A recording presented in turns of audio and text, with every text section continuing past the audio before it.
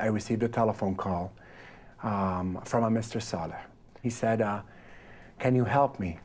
He said, the Americans took my money and they hurt me very bad. And I just came from Abu Ghraib. He told me of one incident where he was stripped nude and they tied a rope to his penis with 7 or 8 other men. And then they would, these were American personnel, he's telling me, and they would push one man and all of them would fall and they'd be joking and laughing and mocking him. I would ask him, who was doing this to you, Mr. Saleh? And he would say, well, there were 2 types of people. One was dressed some type of military personnel wearing the army. And then the other type would be in civilian clothing. I go, what do you mean civilian clothing? He goes, like normal pants, like any normal pants and a normal shirt. So that's the first time when it struck me that there's another element being involved here in Abu Ghraib, another type of person there. كان يوم أحد. يوم الاثنين كانت حالة من الفوضى ومن الإجراءات الأمنية الشديدة. يوم الثلاثاء اللي هو يوم اعتقالي ذهبت إلى عملي، مو عملي أنا، يعني كنا في موقع عمل في منطقة الحصوة، فأني أعمل في مجال الكهرباء. تم نقلي إلى سجن أبو غريب في بداية عام 2004 باليوم الأول من الشهر الأول لعام 2004. كان أكو شخص مدني واقف بيتأمر، يعني ياخذون أوامرهم من عنده اللي هم الشركات الأمنية.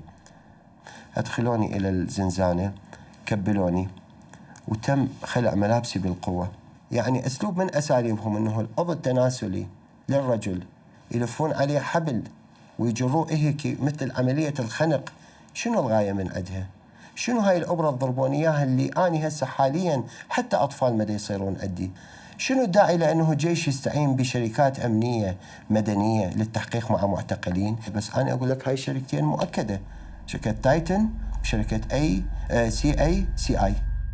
When I saw the photographs for the first time, and I said to the commander of the Criminal Investigation Division who was showing them to me, I said, why are the translators around the prisoners? Why are the translators in the cell block? And he said, ma'am, those aren't translators, those are CACI interrogators.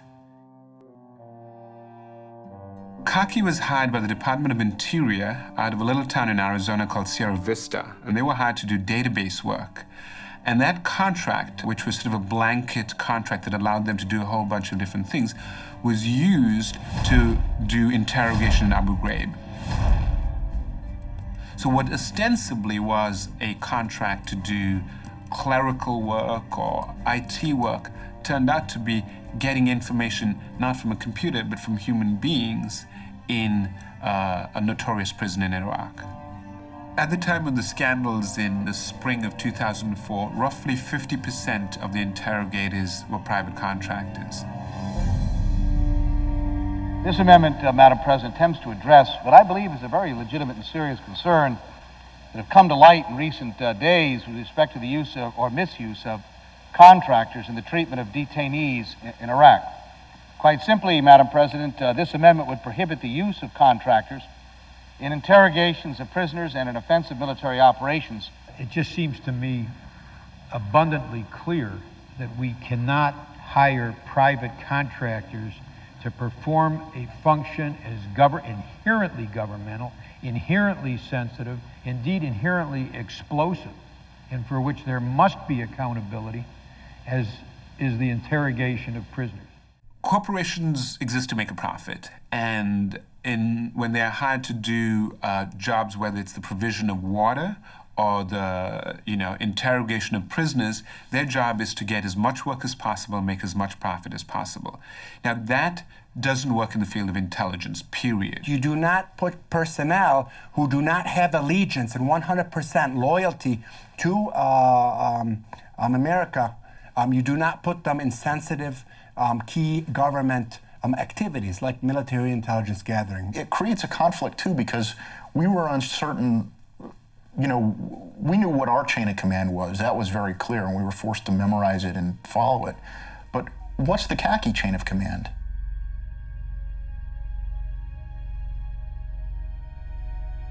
بفضل هاي الشركات السجون أصبحت معسكرات للتدريب على العنف، وفوجئت بالاعتقال، وبالفعل بعد يومين نقلت إلى سجن أبو غريب، ورفع الكيس من رأسي ووجدت نفسي أمام مجموعة عسكر مجندين يعني من دول المحققين عرفوا فيما بعد، مجموعة حوالي 8 أو 10 وولون علي يضعون البندقية بأماكن حساسة بالجسم، وبالإضافة إلى الضرب، وكنت أسمع فيه استغاثات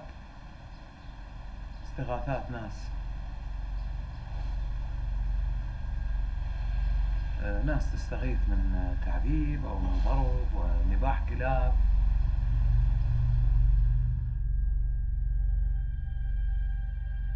There was a wink and a nod approach. We have these rules, you're going to follow them, but we're not going to spend that much time making sure that you're going to follow them. And if I don't know about what's going on, then I can, have plausible deniability. The contractor is safely in an office in the United States somewhere, so no direct supervision. And to just simply say, well, I guess they got out of control. I don't know where they were taking their instructions from. It seems to excuse all of them.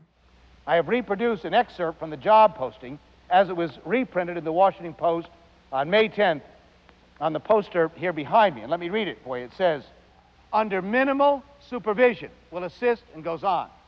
Key words, under minimal supervision. In 2003, the Pentagon essentially panicked, and a very desperate Secretary of Defense did whatever he had to do very, very quickly to try to get more intelligence. If that meant running out and hiring a bunch of contractors who didn't know what they were doing and putting them wrongly into the chain of command of military intelligence, that's what they did. They were desperate.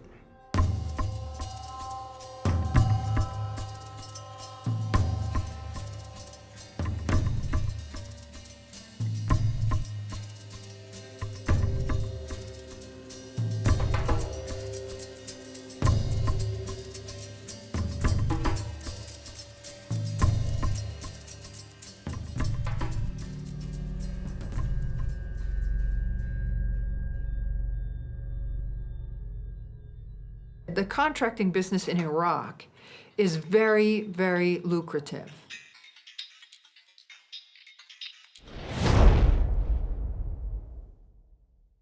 There was so much money being given away over there to contractors. I mean, there were jobs that didn't even need to be there. We'd go into the tent to use our internet, and the woman who would put my name down to assign me to a computer would be a civilian contractor who was making 6 figures to be over there. Why is she there? Why are we paying this woman to do this? They threw so much money at these people they can't refuse. I mean, if you're a mechanic, you're making like 20 or 30,000. Someone offers you 100,000 a year tax-free to go to Iraq, and that's hard. I think that's really hard to refuse. They would very often sit down with soldiers, particularly from Reserve or National Guard, and say, hey man, what are you making, $3,000 a month over here? I make that in a week. You would talk about how, in 8 more months, I'm going to be out of here and I'm going to be making 140 grand. It certainly affected retention, because I don't know why any military person would re-enlist to do the same job when they could get out of the military and make 6 times the money and do the same job. There was a little phrase that we threw around, food for freedom, that if you wanted to get paid more, you should start eating more so that you'd get booted out for being overweight. And it's an honorable discharge, and it would boost your pay, your net worth by about 5 times if you were to do such a thing. And it worked.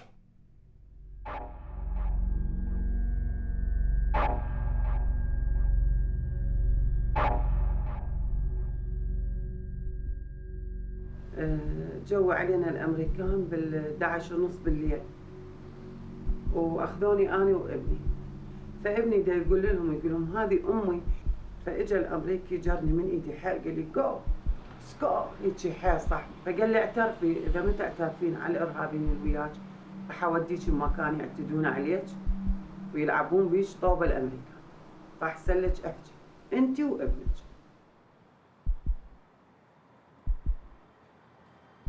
I was getting really angry. I mean, especially because I knew that a lot of these prisoners that I saw with these injuries from abuse and torture really hadn't done anything. They weren't part of the insurgency. They were just picked up for no reason at all. We were interrogating taxi drivers and like pizza delivery guys.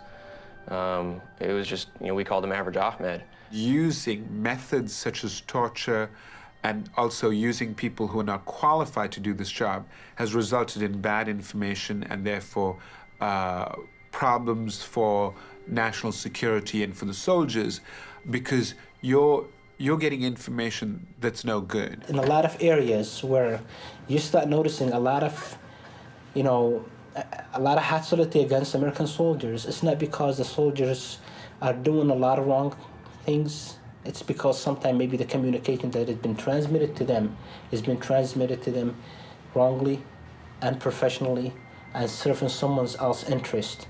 These are Titan linguists. They were hired by Titan. Titan has long-standing contracts providing critical information technology and support services for some of our nation's most valuable defense assets. Under a contract with the U.S. Army's Intelligence and Security Command, Titan has over 4,000 linguists that provide invaluable mission-critical services. Titan is the company that provides the linguists and continues to provide the linguists throughout Iraq. They're the biggest provider in this business. They were so desperate to get people to fill these positions as translators that they were just hiring anybody that approached somebody and obviously had command of the English language in addition to the Arabic language or Farsi or whatever it may have been. There was people who maybe spoke the language, but it was broken, but could not read it or write it. And I'm talking about English here. And they were hired. They were never given a test. Nobody was given a test. I was never given a test. The test I was given was a phone conversation for a minute. Military trusted us. Military trusted Titan. Titan came and said, here's a linguist that we have hired, we have trained, tested, we put our trust in, he passed his security clearance, or he got some kind of a clearance.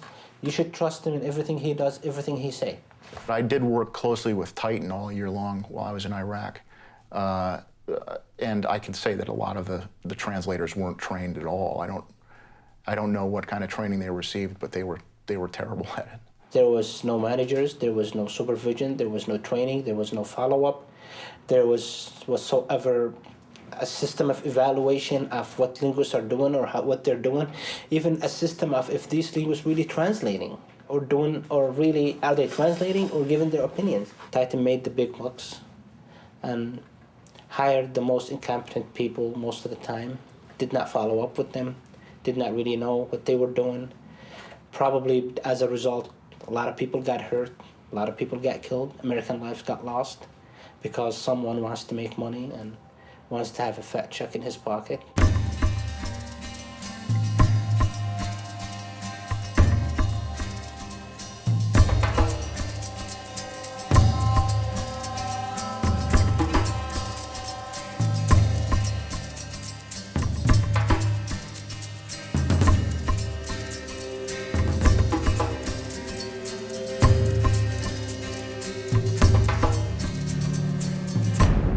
Here you have the MPs who engaged and participated in horrific conduct are being held accountable for their actions. Why aren't the U.S. contractors, the civilian corporate personnel, why aren't they being held accountable for their actions?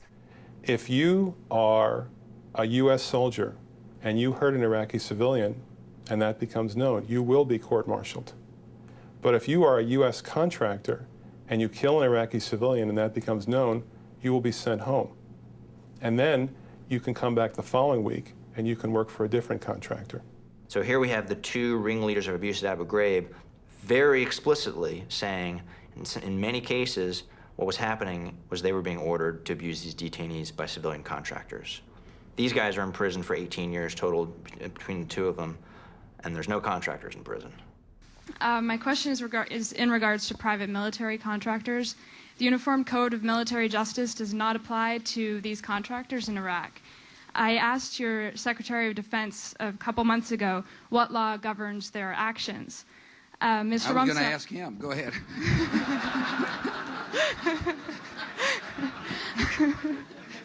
Help. Well, I'd pick up the phone and say, Mr. Secretary, I got an interesting question. This is what delegation, I don't mean to be dodging the question, although it's kind of convenient in this case, but never. I really will. I'm going to call the Secretary and say, you brought up a very valid question, and what are we doing about it? That's how I work. Thanks. Yes, ma'am. Are any of these allegations being investigated? My recollection is, and I think it's okay to say this, is that the investigations are ongoing. Yes, sir. And that time will tell. Somehow these contractors have leveraged power in Washington, and the government feels like they want to protect these people. They want to protect the security of these contracts, and they want to protect them from prosecution. Most of the managers and most of the people we dealt with working for Titan were ex-military officers, high-ranking officers. All major military contractors have a board of directors and a senior management that is composed of senior retired military personnel. And this allows them to be able to go get contracts.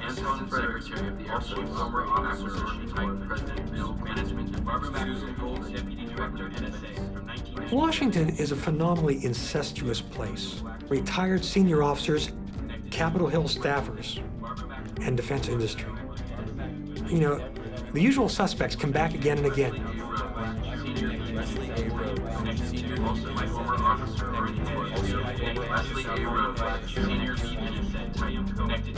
my former officer,